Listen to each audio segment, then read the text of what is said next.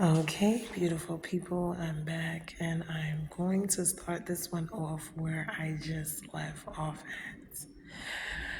So, I was grieving the loss of my son's father. No, we weren't together, but it was still a devastating situation. I went through a lot with that. I was not really trying to meet anyone. I was seeing people, but it wasn't serious at the time. Hurricane Sandy hit.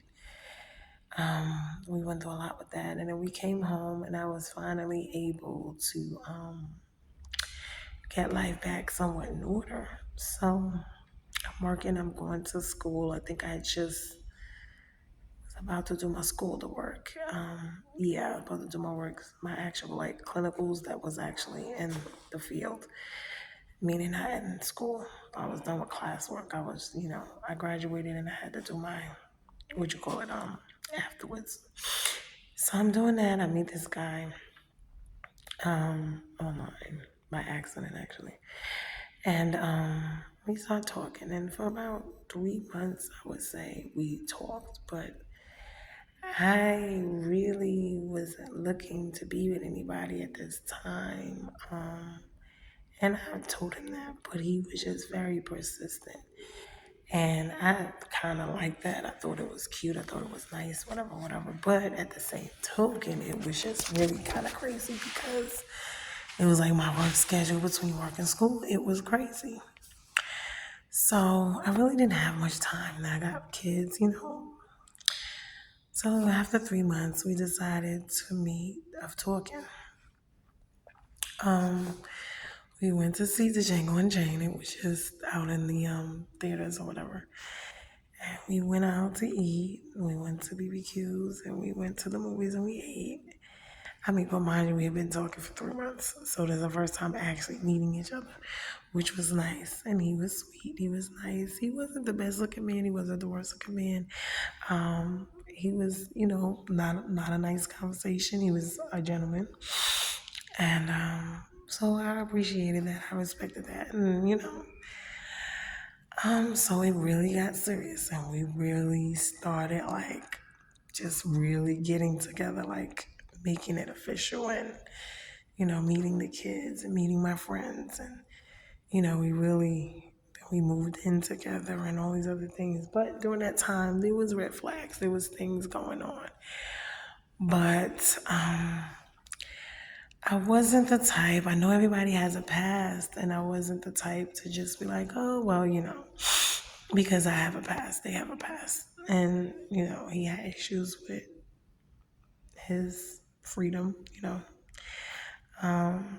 He had kind of did that for a while. He was trying to get himself together. He was in the halfway house. So we kind of worked together to get it together. So I'm like, okay, you know. So I'm thinking we're going to just be fine. We went through a lot with the kids, with this. He didn't have any kids, but he had a stepson. Um, and the merging, was a lot. But we did what we did. And it actually, started to work. Family, friends, it kind of got crazy on both ends.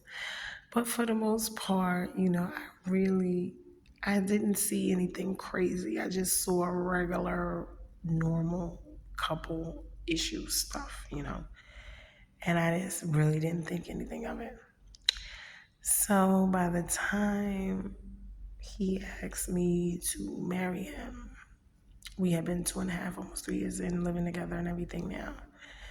So, this is like, and he was good with the kids. He was good to me. We were building, we were growing, we were flourishing. It was just. And I was like, well, Dad, it seemed like if I would have been with anybody, I would have been with him. I didn't see. And he was, like I said, really good with the kids, really good with me, really good with a lot of different things. Normal stuff. He wasn't rich, I wasn't rich, but I was a little bit better off financially because I had other stuff going on, and then I had good credit, and then I had stuff in my name from the time that I met him, I would say. So that kind of helped me, with the building a little bit better. So we decided to get married. So we did April 17th, 2015. We get married because we planned a big thing, and then we couldn't because I had issues with fibroids and all that stuff. So it was just, yeah. So we had to push it back. We had to do some other stuff because I had to get out of work. I had to have surgery. Like I said, I had iron levels was low, the bleeding, the this, the that. So it was just a lot. So we gets married. It was beautiful. At this, remember, I didn't think I was gonna get married. I didn't think when I met him, it was just everything just flowed. And it was prophesied that I would get married, have another child. So it's like, okay. And these are things we have to be very careful of because, I mean, it's not to say that I wasn't dying to get married, put it like that. I didn't think it was in the cards for me, even though it was prophesied. But it's like, I don't know, it just, but God never actually told me he was my husband. I must say that. He was Jehovah's Witness and I was a Christian. So it kind of made things a little weird too. And the families and the friends, we kind of clashed, but got married. And then I was like, well, I really felt like we should move because we were building and growing and things were. And so we decided to move because we wanted a home and we wanted, different things. So we decided to move to South Carolina. Um, Now, moving out of state, I must tell you, any of you, going other places can be a very rewarding situation. Understand something though.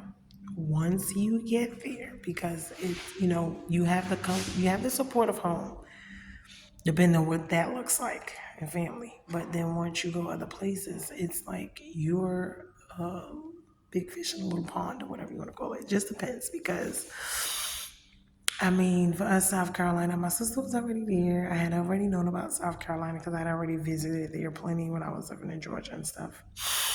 It was only a 2 hour ride. So, and then being that I knew Georgia and I both knew South Carolina, but he didn't really know anybody. So it was like, okay, cool. We're going to move down here. We're going to go work in the plants. We're going to, raise our kids. We're going to get a house. We're going to do these things. And we had everything all planned out.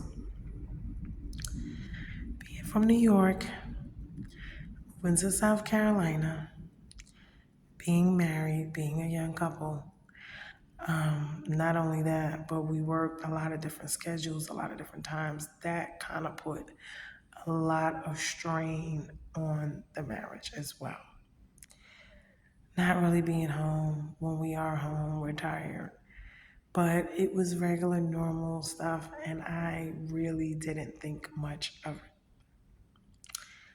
until, of course, the cheating.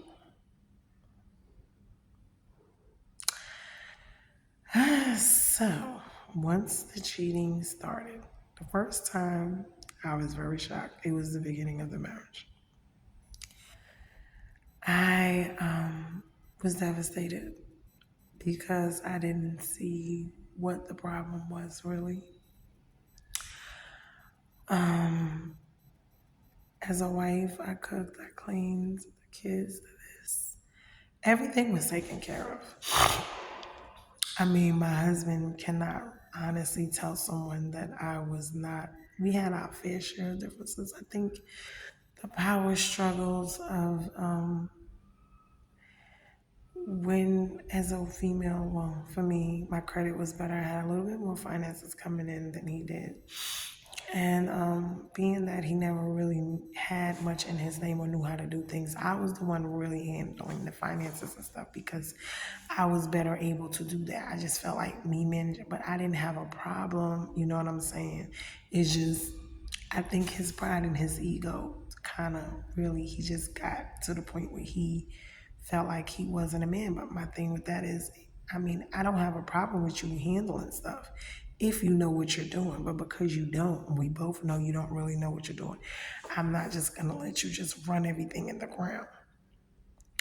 So it was better for me, like putting the cars in our name, doing all these, because he didn't have, I had to help him get ID, live driver's license, credit, all of these things exactly.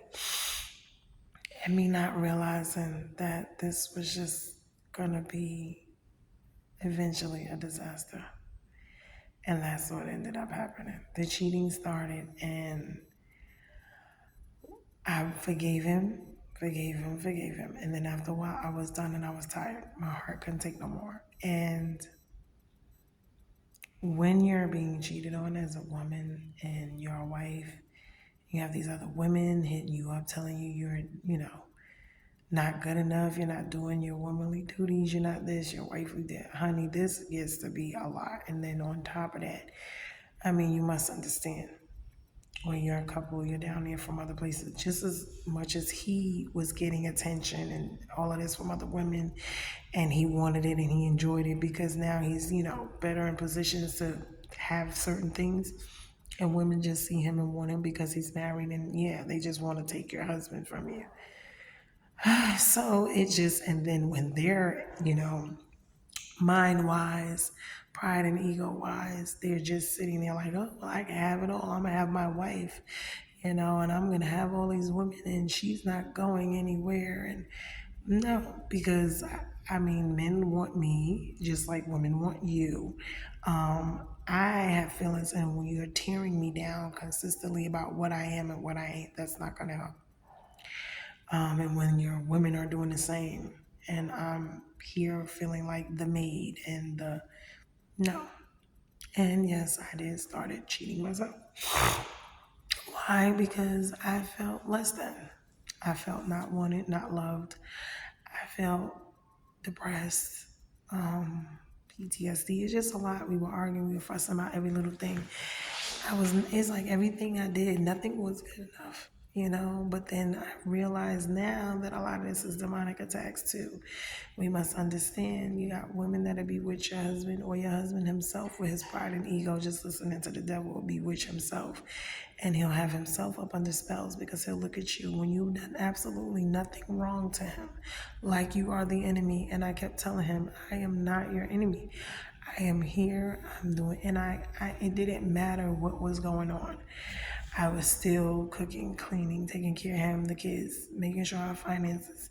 As a wife, in spite of it all, I still was loving him and doing, even still, my wifely duties. And after a while, it just got to be too much. I started doing my own thing. I stopped caring. I was with other men. Why? Because I needed to feel beautiful. I needed to feel special. I needed to feel loved, wanted, even if it was just for a little bit of time.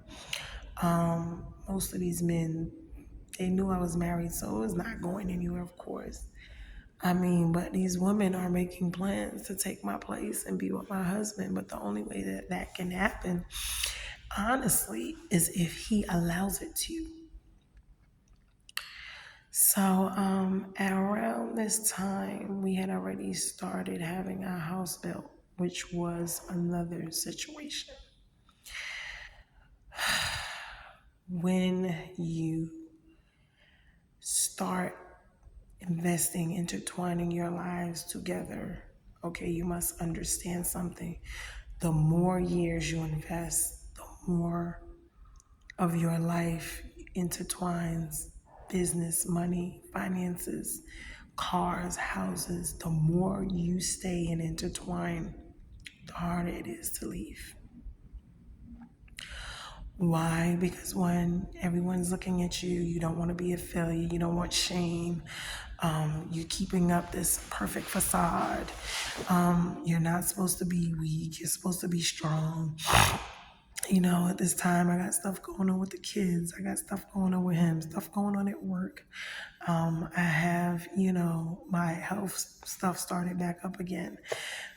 So I was really, really drained, and I was really heavily up on the attack, and I didn't know, honestly, it was demonic. I just knew something was not right, and I was praying, I was crying, asking God to help me fix it, whatever. I didn't know what else to do, but I tried, and I did everything that I could do.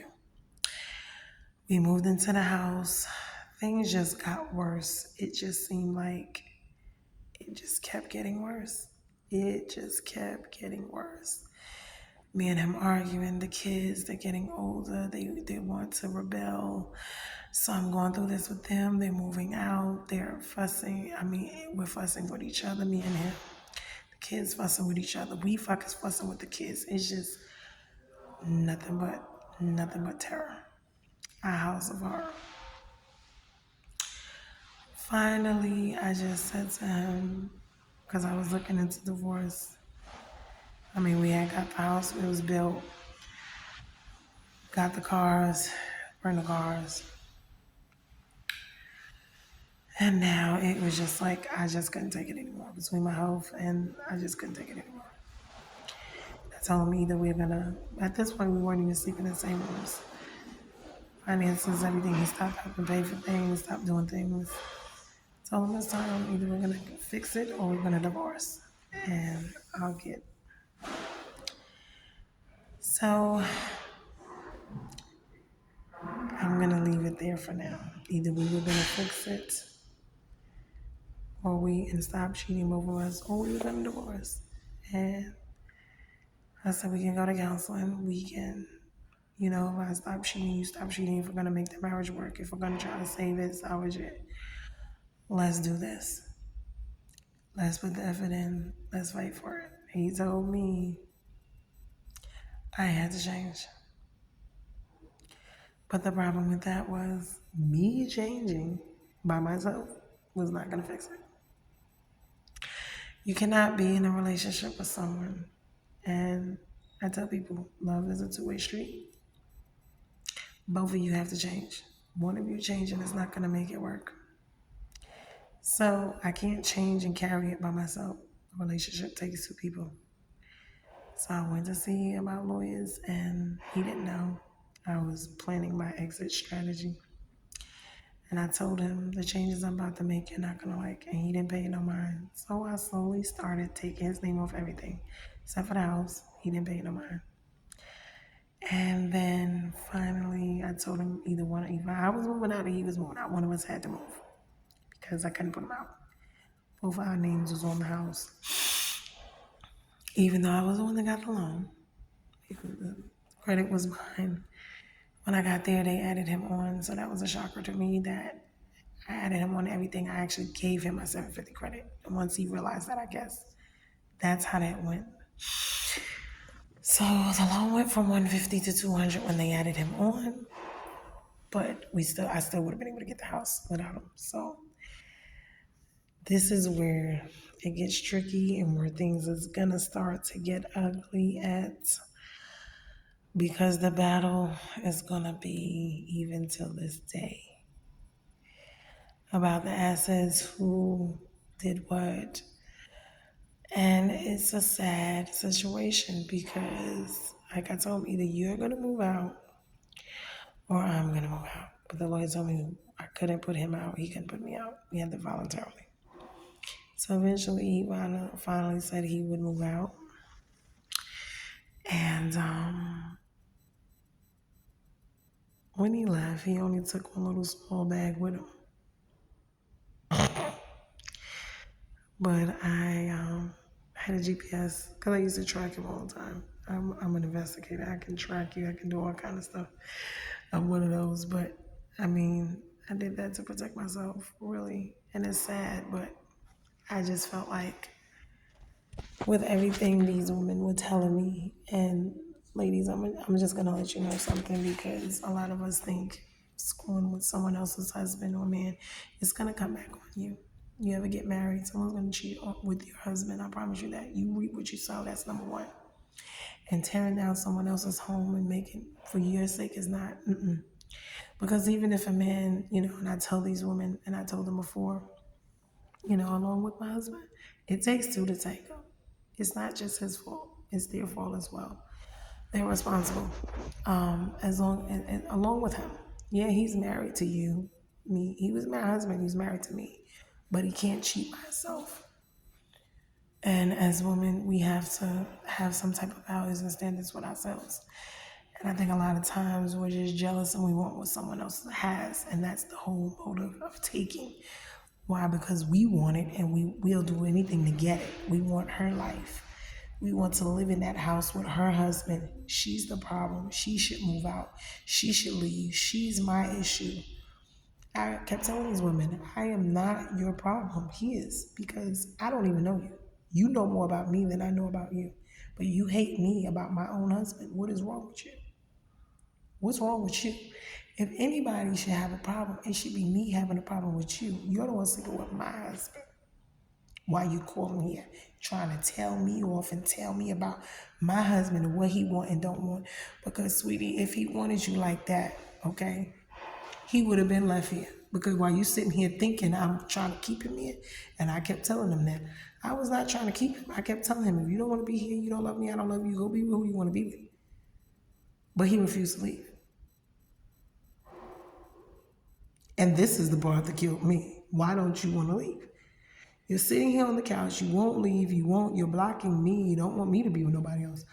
But you want to run me, rule me, but then you want to have your woman on the side. This is crazy. But see, that's evil, it's demonic. And most men think that this is the way it's supposed to be. And as a woman, we're supposed to just sit here and put up with that. No. First of all, it's not godly. Second of all, it's not, you don't want nobody to do that to you. So don't do it to nobody else. That's whether you're the side chick, okay? So whether you're the wife, the side dude, I mean, it's just ridiculous. But people love to see you in misery. They love to want what you have, envy, covet what you have, hate you because of it, destroy you because of it. They don't want to see you happy because they're not happy. They want your husband. They want your life. They want to be in your house with your husband. They want you out with all of your things that you work to build with your husband, your cars, your money, yes, they want it. They just want you gone. And see, I'm just going to tell y'all, ladies, God is not going to give you somebody else's husband. And if you get him, I promise you, you won't keep him. And you're going to get him, and he's not going to be the way you thought it was going to be. So be careful what you ask for, because you might get it, but it may not be the way you wanted it. Because just like he cheated on her, mistreated her, he will do the same to you. So I'm going to leave this right here because we have a lot of this going on, and women love to see each other tore down and hurt. And these men, you are just as responsible. You love to run around creating these families, doing all of this to tear down instead of building up.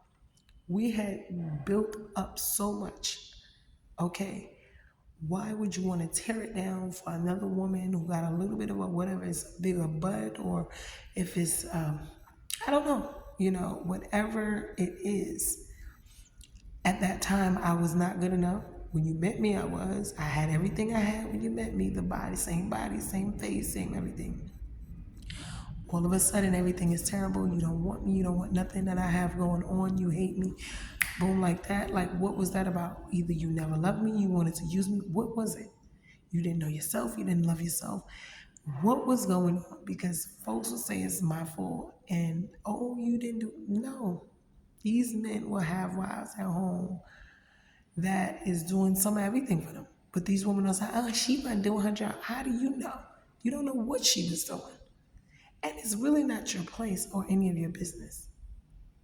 You worried about what's going on in your household with your baby daddy or your whoever. Because at this point, like I told folks, this was not my baby daddy and this was not my boyfriend. See, things get a little different when they're your husband because you can't just do certain things. You can't just walk away, especially when you have assets. People are like, oh, she's just holding on. She don't want to move on. How? When we got a house, we got this, we got that. We got to detach. So now the house got to go, the cars got to go. We got to split everything down, the kids, the this, the that. That is a tear down of a whole household, of a whole family. And it is sad, and it is a loss, and it is terrible, and it is evil, and it is demonic, and God is not in it. But for all of you who love to see that, and oh, her man cheated on her and all this, and he didn't want her, and oh, she lost everything, and you sit back and you laugh, you just hold on tight, because you better hope you never end up in that situation. But I promise you one thing, God has a way of turning that thing around, and you will end up right in that same position, predicament that you was, laughing at that same person, and you will understand really what it feels like. Because like I tell people all the time, especially women who never been married, you don't understand. That is not your gift to sit here and tell somebody. No, I see people telling me, giving me advice. You can't give me advice, especially if you're not even married. You don't know what it is to be married. You don't know what it is to go through certain things and invest your time, your money, and your life. And it's so intertwined like that. Because once you become one, it's hard to separate that bond. This is not a soul tie. This is a God situation now. But I just hope that someone learns from this. I hope that women out there who are, I remember even with Derek Jackson, they gave his wife such hell, and they're out here running around loving him, praising him, and he's part of the problem. And she's, I felt so bad for her, Dania Jackson, because they just ridiculed her, and they always ridicule the women and make them. No, these people are just tearing down households, and they're putting them on blast. She's shamed. She's the reason, she's a fault, and she's innocent in the situation. It is not her fault. That is her husband. She loved him. He married. He didn't force her to marry. No, he asked her. And it is sad, but we sit here and in this world that we live in, we don't have heart. Everything that's bad is good. Everything that's good is bad. It's just ridiculous. It's like, and then you watch other people, you've been praying to get married or praying to have certain things, and other people's having it, and then finally you get it, and then when you get it, it ends up like this. And it's like people are just happy that it didn't work out for you because they didn't want you to have it or have anything better than them anyway. So they're just sitting there like, yeah, because they don't have it. They didn't have it, and they didn't want you to have it, and you can't do anything good or better than them. It's a competition. It's a covetousness. That's ridiculous. It's sad and it's ridiculous that this is the way we treat each other and do each other. So the ridicule, the embarrassment, the shame, the loss of everything, the rebuilding of your life after all this time together. I mean, it's just ridiculous. The kids, it's just a lot that goes with that, but you wouldn't understand until you go through it yourself. So just, be mindful, because if you ever want to get married, I promise you, you do not want to be laughing at someone. I've seen it happen. A lot of women run around, and then when they end up right in that same spot, and they were looking so stupid because you done laughed at someone else's pain, and now you find yourself in that same situation. You didn't give them pity, but now you want pity. You want sympathy. I love you all. I'm gonna end it here because that's all I need to share for today. I hope that it helps someone. It is hard to put your stuff out here, but God is in it. He's still in it. I'm still here. I'm gonna get to the next chapter of what actually happened or happens with all of this. Is leading up to where I am almost now. But this was 2019. So this was about what, 5 years ago now. Almost, yeah, just about. So we're getting closer to where I am today. And I'm thanking God for who I am and what I am today, because it's been a long, hard, rough journey to even get here and to even see Him and see Him in all of it. Because when you go through all of this, you don't see Him. It is depression, anxiety, suicidal, whatever. These is what you're going through, and everyone expects you to be so strong and perfect Patty and have it all together. And in all actuality, you don't. And they think that it's so wonderful being you, and little do they know you are in the inside screaming to the top of your lungs because you feel like you're just drowning and the world is closing and everything is just falling apart for you, and no one really knows and or understands how you feel. Only God. And I just thank God that He never gave up on me. He loves me in spite of me. And He is the greatest relationship that you can have, because when everybody else leaves you and forsakes you, He's there loving you. Allow Him to love you and to heal you and to grow you. It is the greatest love you will ever experience, because no one will ever love you the way He do. No one will ever treat you the way He do. The love we have here, we don't know how to love each other, because real love is not about us, it's about the other person. We're selfish. We only love selfishly. It's about I, me. It's not about us. It's not about we. And it's sad. But I love you much, you blessed souls. I hope someone is getting all the nuggets out of it that I had to learn myself. And I will continue on with the next phase, okay, of this. So this is where we are with it. Trying to divorce, separating. And then I'm gonna let you know the next part. But I love y'all much. Still got joy. I'm still more than a conqueror. I'm bruised, I'm not broken. I'm not perfect. This is a journey. I'm learning. We all are. We're learning as we go, and He's giving it to me and the Fleet Fork and everything as we go.